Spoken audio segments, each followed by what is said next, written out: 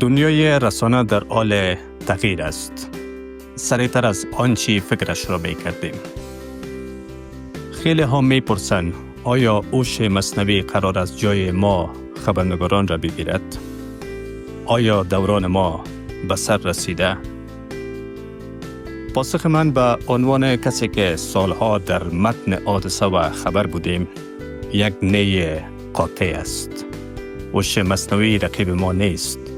او رفیق جدید و پرقدرت ماست.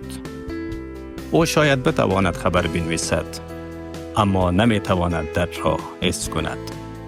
او میتواند تصویر بسازد، اما هرگز نمیتواند AI بغض یک شاهد عینی را درک کند.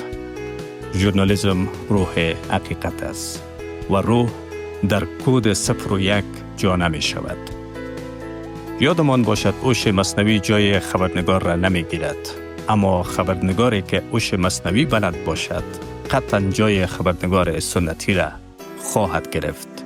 در برداشت نو با هم این مسیر را یاد می گیریم.